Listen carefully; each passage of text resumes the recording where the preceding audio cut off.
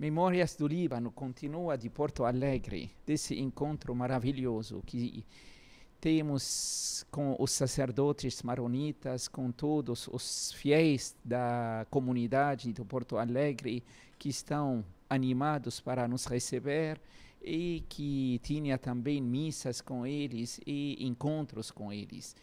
Mas eu quero continuar nesse segundo bloco também com Monsenhor Rubens. Monsenhor Rubens, como professor na faculdade, você está dando aula também para os alunos sobre a Igreja Oriental. Podemos falar um pouco, porque o conhecimento do povo, quando falar da Igreja Católica, como se estivesse só uma Igreja Católica, para deixar eles entender que a Igreja Maronita também é uma Igreja Católica, Igreja Romana, uma Igreja Católica. Podemos explicar um pouco esse assunto? Pois não. Eu sou doutor em Direito Canônico e, de acordo com o programa que nós desenvolvemos na universidade, chega um momento em que eu tenho que dar para os meus alunos Direito Oriental, Direito Canônico Oriental. Nós temos 2 códigos. Nós temos um código para a Igreja Latina e um código de direito comum para as igrejas orientais. Cada uma dessas igrejas depois tem a sua legislação peculiar, tem a sua legislação própria. Porém, há um código que é comum a todas elas. Quando a gente fala de Igreja Católica, a gente imediatamente associa com a Igreja Romana, com a Igreja Latina.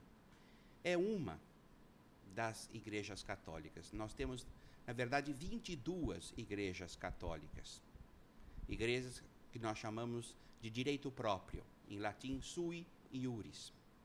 Cada uma dessas igrejas tem no Papa o seu representante maior, o seu chefe.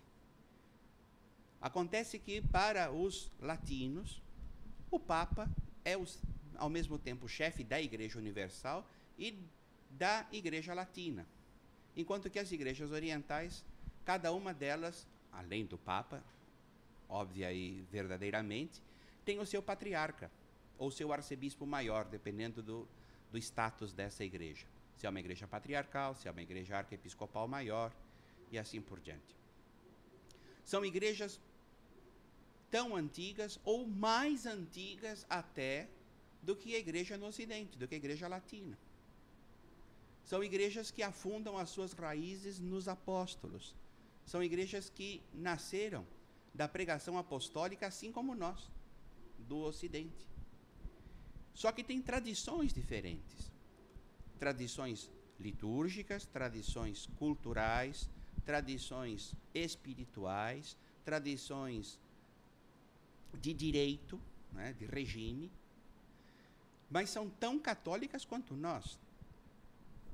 E essas igrejas, elas estão muito profundamente enraizadas nas culturas aonde elas nasceram e onde elas fecundam com o Evangelho. Isso é importante. Os meus alunos acabam descobrindo uma riqueza muito grande e ficam encantados de ver a profundidade e a riqueza da Igreja de Jesus Cristo, que não se esgota numa única maneira de ser, uma maneira de ser igreja. E o mais bonito disso tudo, vivem todas em uma verdadeira e profunda comunhão.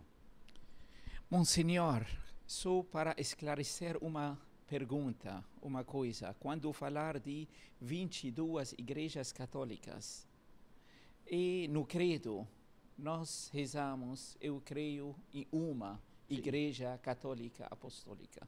Uma igreja católica apostólica. E como tem 22 igrejas católicas? Na verdade, essas 22 formam uma só igreja. É como um mosaico. O mosaico é feito de vários pedacinhos que compõem uma imagem única. As igrejas e a igreja formam essa unidade. Nós cremos de fato que não exista mais do que uma igreja, que é a Igreja de Cristo. Só que essa Igreja de Cristo tem uma feição no Oriente, ou várias feições no Oriente, uma ou outras feições no Ocidente, porque a gente esquece que no Ocidente também nós temos ritos diferentes, que a gente não está acostumado a pensar. A gente pensa no rito romano, mas tem, por exemplo, o rito próprio da Diocese de Milão e de algumas outras dioceses fora de Milão, que é o rito ambrosiano, que é bastante grande. Tinha um outro rito, o rito de Braga, o bracarense. Nós já tivemos outros ritos no Ocidente que foram quase que engolidos pelo rito romano, que se tornou principal. Coisa que não aconteceu no Oriente. As igrejas orientais, elas são muito mais apegadas à tradição do que nós ocidentais. Então, eles conservam com muito mais cura, com muito mais zelo, a sua própria identidade. E isso faz com que seja uma única igreja de Cristo, porque nós não reconhecemos outros sacramentos, senão aqueles 7. Nós não temos uma outra fé, senão aquela fé recebida dos apóstolos. Então faz com que essa manifestação diferente de aspectos seja uma única fé, reconheça os mesmos sacramentos e tenha a mesma cabeça, que é Cristo e o Papa, como sinal dessa unidade, dessa coesão.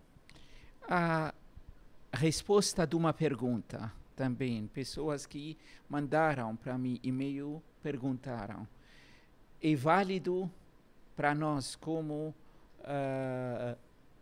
brasileiro romano assistir uma missa maronita, ou também podemos assistir a uma missa maronita?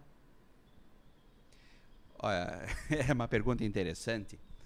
O rito da missa não torna a missa inválida. Mudando de rito, por exemplo, eu sou de rito romano. Se eu participo da missa em rito caldeu, ou se eu participo da missa em rito maronita, é a mesma missa. É a mesma missa, tanto que nós formamos uma única igreja. Eu me recordo que quando me tornei pároco maronita, muita gente pensa que oriental é igual a ortodoxo. Me disseram: nossa, você sempre foi tão católico, como é que você virou ortodoxo? O que aconteceu? Eu falei: mas eu não virei ortodoxo. Eu continuo católico, com a graça de Deus. Nessa fé eu nasci, quero perseverar e morrer.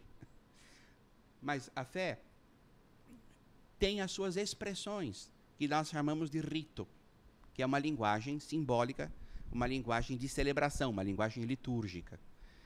E isso está bastante ligado à cultura, aonde aquele rito nasceu.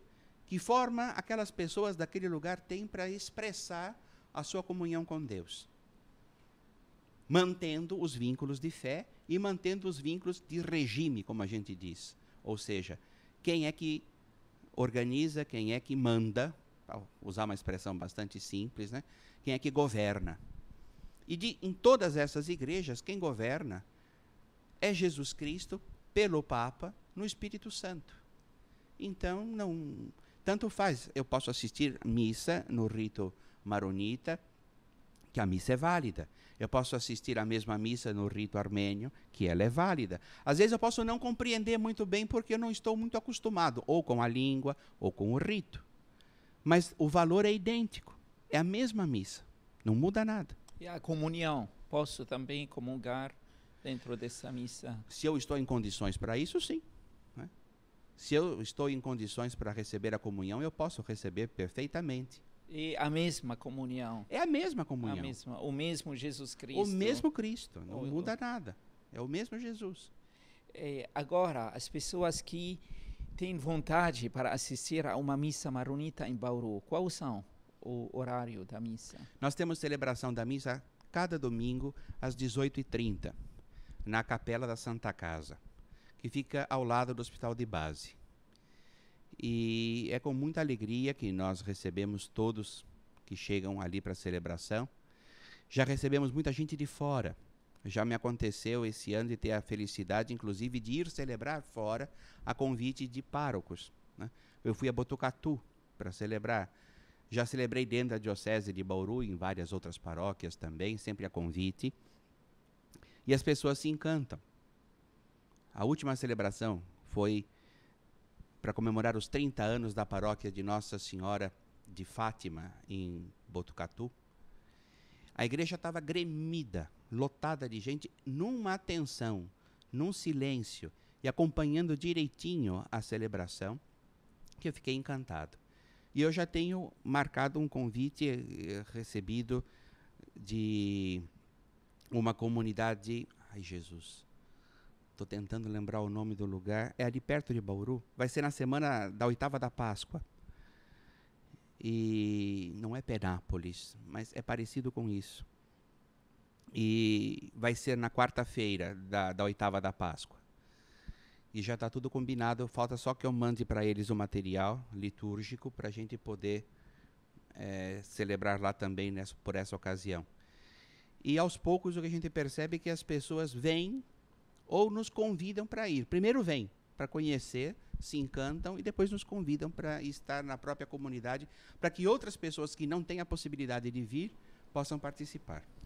A comunidade libanesa, descendente, maronitas ou brasileiras, se tiverem vontade para ter uma missa maronita, eles podem...